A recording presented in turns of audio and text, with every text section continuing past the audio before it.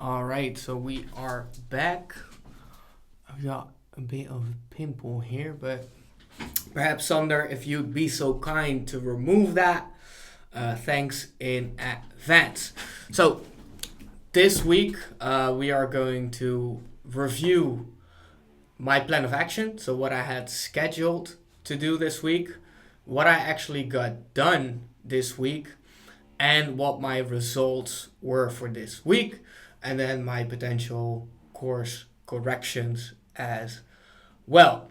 So if you're new to this video series, I'm basically scaling 3 different projects of mine from scratch, transparently, and I don't know what will happen because we're doing this live week by week, basically. So let's dive into the very first project, which is going to be the liver supplement. Now, my plan of action for this week was to do 2 long form copies per day. So that's a very long body copy, basically, of a Facebook or Instagram ad. Then I plan to do 2 advertorials this week. And an advertorial is basically a sales page or a blog post, in this case where someone tells about a transformational story from using that supplement. It's non-branded, so it looks like someone is kind of recommending it, but it's not from the brand that we're selling for. So it's a bit under the radar. People are more inclined to believe the story because they feel like it's not branded or sold to them. So that's kind of like the psychology behind it, or marketing persuasive technique behind it. And then you send them from there to the product detail page. So I wanted to do 2 of those. Those are really long, so that takes quite some time to do. So that's why I plan to do 2, basically. And then lastly, I wanted to do 10 images this week. So 10 image tests. Now, for what I actually got done, I tested only 2 long form copies instead of 10, so I'm 8 short. But instead of doing 8 other body copies, I basically did 24 lead-in copies. Now, a lead-in is basically the hook of the ad and the headline. So how the ad sort of appears to the prospect without changing the creative. And I found that to be quite an effective test to use.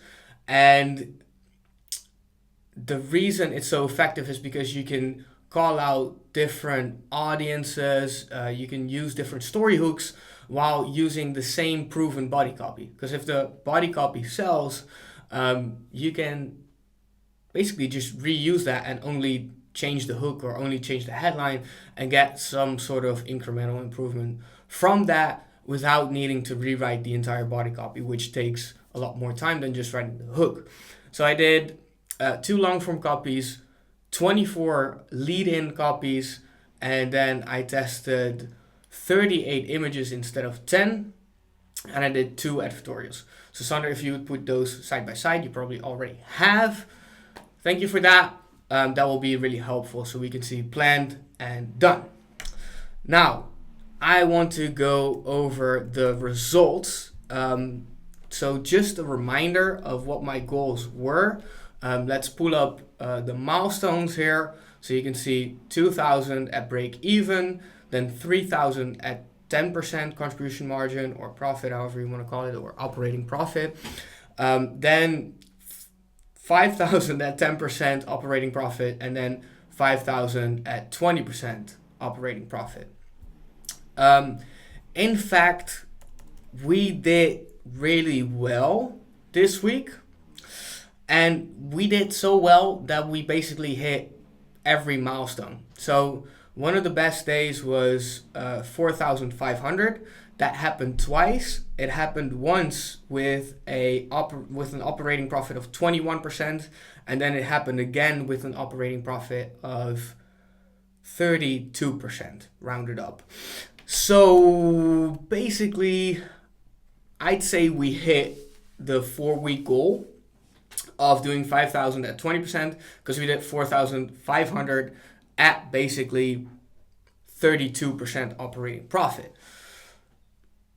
So that is nice, but it also shows that I have set way too low targets. So the conclusion for the supplement business is, firstly, I could do way more than I had scheduled, and I did way more than I had scheduled. I got way more than I had projected, so I hit every milestone already in the first week, which is kind of like a big eye-opener that I'm setting my targets too low. And then I'm going to make a course correction, of course, and that's going to be setting the target from 5,000 a day at 20% profit to 50,000 a day at 20% profit. All right. Now, one thing that I do want to specify is that in this video, I'm not going to be showing the ads yet or the landing pages, just because I don't really have that much insight to show you yet. But likely in the following weeks, probably next week, what I'm going to be doing is I'm going to show you some of the ads results that I've gotten, and then also some of the winners. But because I need to keep my clients private, I'm just going to use ChatGPT to rewrite it for a different niche, but then use the same selling tactic. So you'll get the same vibe, but it will not be the specific product that I'm selling, but you will see the marketing tactics that I'm using, what kind of creatives that I'm testing, what kind of copies I'm writing, how long my copy is, how I'm writing the advertorials, how long the advertorials are, how I'm using ChatGPT to also help me write those, and then some of the decision making that I'm doing inside of the ad accounts. All right. So this is the first week. So it's just reviewing the first week. There's not a lot of insights yet, but I'll be showing those insights as we move on because things will get more interesting. But now this is initial data, so I can't really conclude, okay, we're going this direction, we're going that direction, or this ad is doing way better than that ad. We're still figuring things out. So once we have those insights, probably by next week, I'm going to be demonstrating the ads to you, the advertorials, and all that good stuff. Okay, so now we go into the Arbitrage flight project. Okay, and this is what I have planned for this week. Testing 10 images a day, so 50 this week. Testing 1 video a day, so 5 total this week. And then testing 1 body copy per day, so 5 total. I tested 126 images this week, so about 2.5 times more than I had planned for this week. I tested 0 videos, and I tested 10 copies, so twice as much as I had planned. The results for this project are a lot worse than the supplement brand. So the supplement brand went way faster than I had expected. This is going way slower than I had expected. So that's kind of like the media buyer struggle that I wanted to show you guys. Like, if you see a case study, everything is perfect, everything's going their way, but that's not how media buying is, right? For example, the first project went way better than I had expected. This is going way worse than I had expected, and that's how media buying actually is. Media buying is not like a case study where everything goes perfectly smooth. It's finding things out in a grueling manner, like slow, sluggish, in the trenches, just gotta endure the process. That's basically it. Media buying is basically a game of endurance where it's you versus the market, and you just gotta hit them with an ad and an ad and an ad and an ad again and again until you figure out what angle sells. And then you gotta keep doing that in order to keep your ROAS high and keep increasing your spend. All right. So what we can see here from the results. So let's pull up the results on there, please. What we can see is basically that the results are shit. I needed to be at 1,000 a day in sales at break even, and I only got to 570 in revenue at break even. So that's half of where I needed to be, and I'm actually doing a bit worse now because I'm only at 280 in revenue. There is a bit of profit, but yeah, it's just not good. It's just not good. So conclusion for the arbitrage project is I did not hit my targets. I planned too little actions because I got way more done. Like on Monday, I already tested 50 images, whereas that was the target for the week. So I'm underestimating what I can do for a brand pretty consistently between all the projects I've noticed, which is a bad thing because that means I'm actually regularly doing too little. Wow, okay, wake up call. So I can work just basically way harder than I expect. I can do more when I'm really obsessed about it, and I can get more results if I'm obsessed about it, like we could see with the supplement brand. For this, not so much because I did more than I planned, but I did not get the results. Things happen that way, but there should be more in here. Like we should be able to make a massive course correction in the actions. So we're going to do way more, and then we should be able to get more because if you do more than you did, you'll get more than you got, basically. Then we are going over to the info product. The goal was to hit $3,703 to be specific at the end of this 4-week period at a 1.6 ROI. Okay, and we already hit that goal. So again, my goals are just way too low on 2 of these projects. And yeah, now let's go over the actions that I took. So basically, I plan to do 5 creatives, so launch 5 creatives this week. I plan to write 1 script a day, so 5 this week, and then I plan to do 5 long copy body tests this week as well. I ended up doing 10 scripts, so that's twice as much as I had planned. I could not launch any creatives this week because there were no deliverables from the client side, so that's something that I can't influence. I can only influence how many scripts I send, but I can't hit the record button and actually record them. That's something for the owner to do, so that was out of my control, but at least I did more scripts.